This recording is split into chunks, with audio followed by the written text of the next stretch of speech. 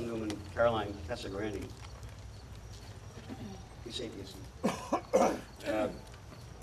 Veronica, we're going to ask you to come back up and... Oh, actually, got one second here. Sorry. We had a little goof this morning. Our bugler's not here, so we're not going to have taps. But I am going to ask the governing body, the police, first aid, and fire to come up and place their wreaths, and the fire department has a bell ceremony that they're going to share with you this morning as well. So members of the governing body, I ask you to place our wreath. And Judgment, attend. Hut!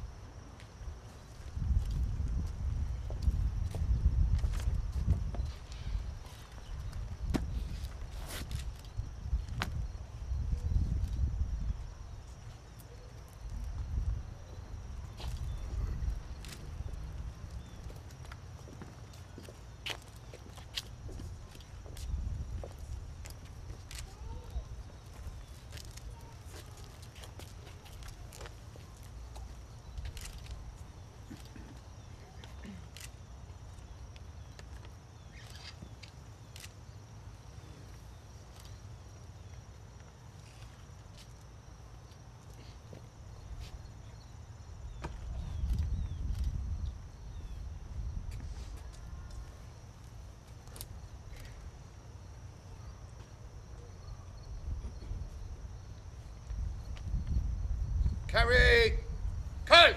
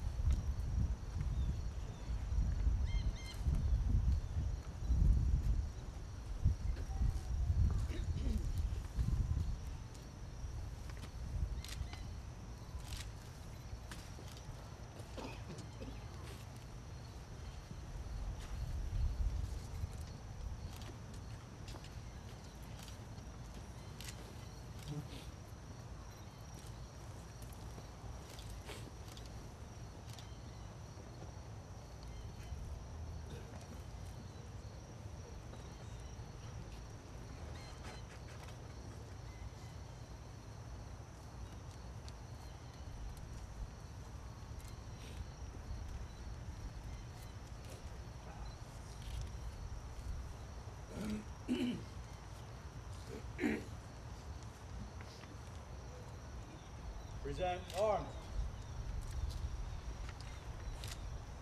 Present arms!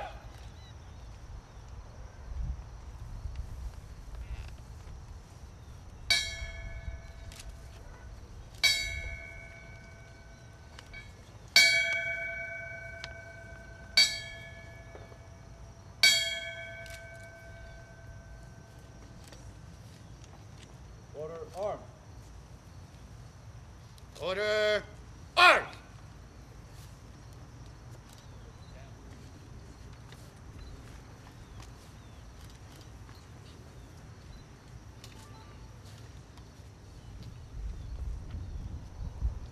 thank you. It's hard to look at those empty fireman boots over there. As I thought about what I would speak to you about today, I looked at images from that fateful day 10 years ago. I thought about township residents who never came home. It didn't take long to feel anger and hatred creeping back into my heavy heart. But after 10 years, anger and hatred are wasted emotions. It's not why we're here today, and it's not what I want to talk to you about. What I want to speak to you about today is love and compassion and hope and our shared humanity.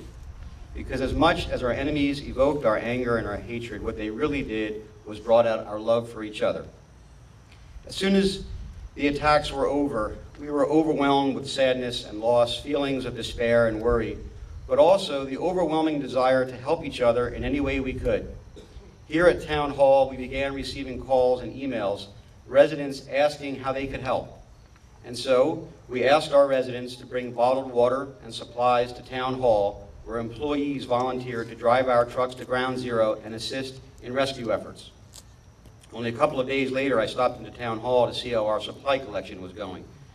When I stepped inside the building and saw piles of supplies crammed all over the hallways and offices, I got goosebumps. One of our custodians took me by the arm and said, "Come with me." We got into the elevator and we went upstairs, and when the door opened, I stepped out and gazed at so many stacks of supplies they filled every square inch of space on the second floor. I couldn't hold back the tears. I had never been so proud to call myself a Freehold Township resident as I was at that moment. Hundreds of you, maybe thousands of you, donated everything from batteries to flashlights to water and food, even dog food for the search and rescue dogs.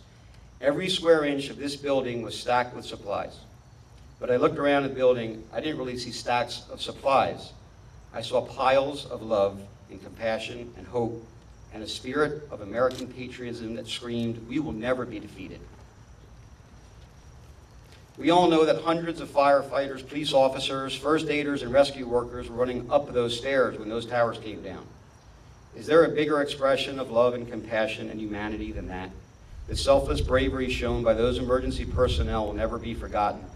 I know that their brothers and sisters standing behind me today feel that pride bursting through their chests. We can only aspire to be so courageous. On Flight 93, a group of strangers looked around at each other and decided that they weren't sheep.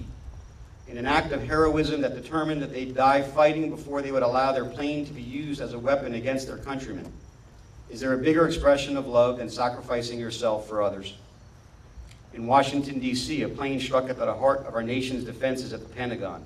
Soldiers, sailors, airmen, Marines, civilians, they ran into the wreckage that was smoldering to rescue their comrades.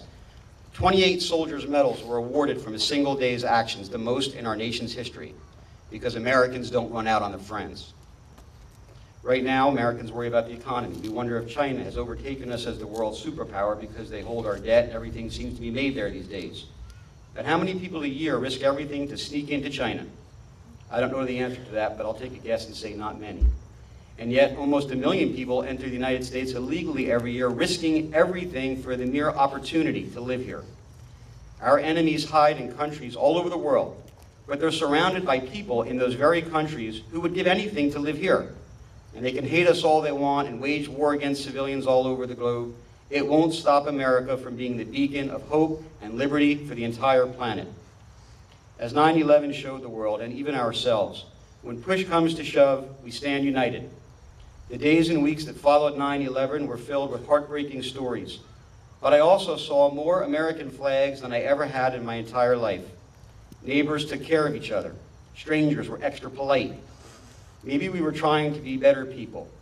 Maybe we were trying to be worthy of the sacrifices so many had made for their countrymen. Right now, at this very moment, our servicemen and women are in Afghanistan and Iraq being injured and killed every day. They're risking their lives every day for us. And I'm sure some of them enlisted right after 9/11, the way our fathers and grandfathers enlisted after Pearl Harbor. We need to be worthy of their sacrifices. And as I think back to this building that you filled with supplies, piles of love and compassion, I know you're worthy. You're here today because you remember. These towers stand behind me on top of this Pentagon, so we'll never forget. America isn't just a country, it's a people. Freehold Township isn't just a place, it's a community. We're an extended family. We grieved together, we rose up together, and today we stand strong together. The monument behind me was built within 1 year of 9/11. It was paid for with donations, not tax money. The people and the businesses of Freehold Township built this memorial. I don't think too many communities in the country manage to pull that off in less than 1 year, start to finish.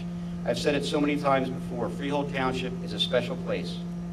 As we gather here today to pay our respects to lost countrymen, remember that we all have so much to be thankful for and so much to be proud of. The men and women here today in uniform are a symbol.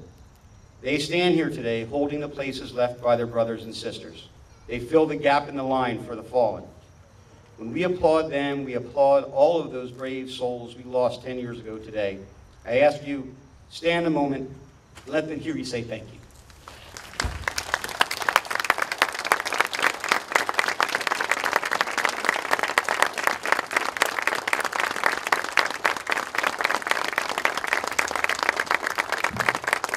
Thank you. At this time, I ask Victoria Cole to come back to the microphone, where she will lead us in where she will lead us in God Bless America.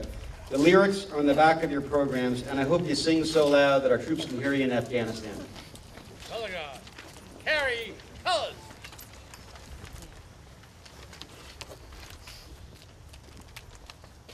Present. On.